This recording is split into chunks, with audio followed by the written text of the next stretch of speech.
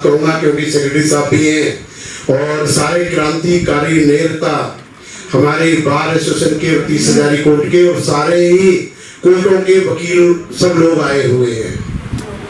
मैं सभी साथियों को बता दूं कि हमारी जो दिल्ली बार एसोसिएशन है उसकी इमेज एक सेकुलर बार एसोसिएशन की रही है और वो हमेशा बाबा साहेब डॉक्टर अम्बेडकर के विचारों को आगे ले जाने वाली प्रणाली की रही है। वहां पर विरोध या कंट्राडिक्शन जैसी कोई बात नहीं है।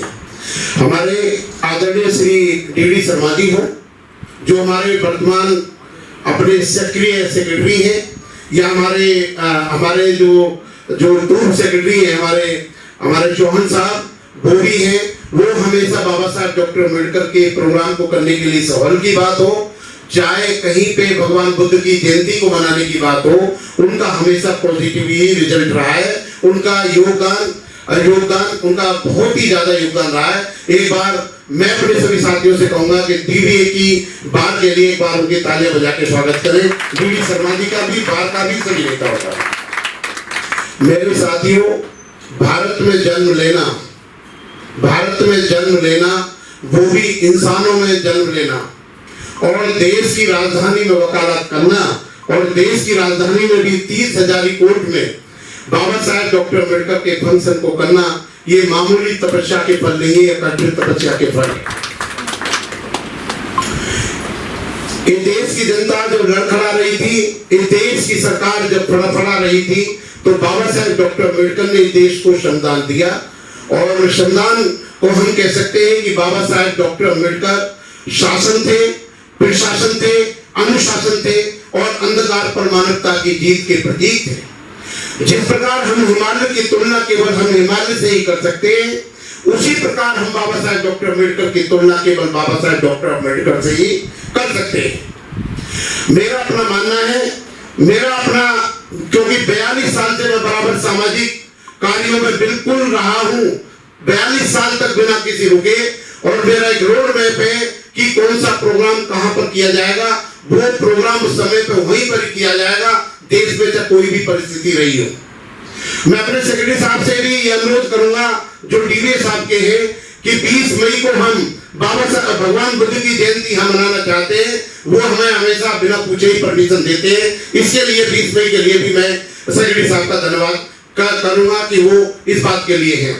दूसरा मेरा अपना मानना यह है कि देश के शुल्काष्टों को, इस देश के गरीबों को, इस देश के बहुजनों की तबाही को केवल जनून के द्वारा रोका जा सकता है और जनून में लोग पैदा कर सकते हैं जो स्वयं जनूनी है।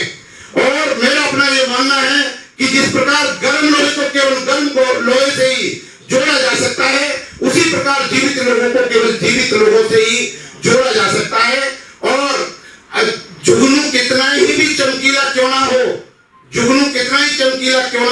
वो आग लगाने के काम नहीं आ सकता। तो मेरे साथियों अगर आप दीपक नहीं जलाओगे तो ये अंधकार देश से कैसे दूर होगा।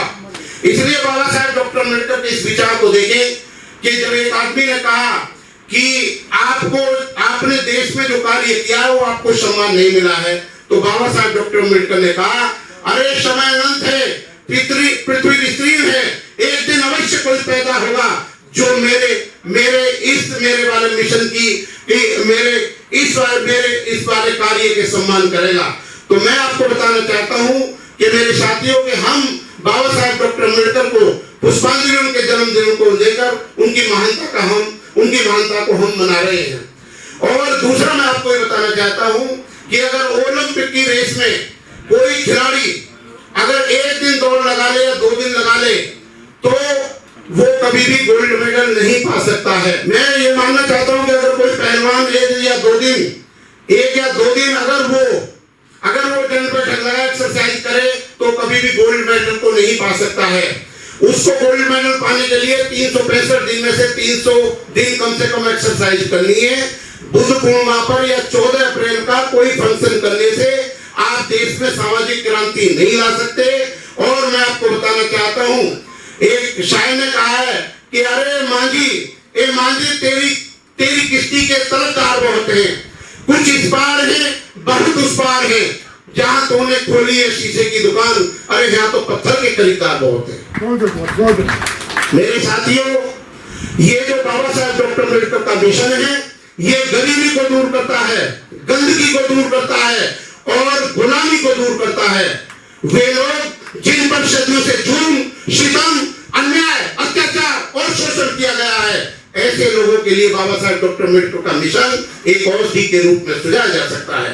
मैं एक एग्जाम्पल, क्योंकि टाइम कम है, मेरे बहुत ही प्रखंड विद्वान साथी बैठे हैं, मैं एक एग्जाम्पल देकर अपनी बात को खत्म करूंगा कि एक बार जर्मन ने हालैंड पर आक्रमण करा था, तो हालैंड का तल कुछ समुद्र तल से नीचा था।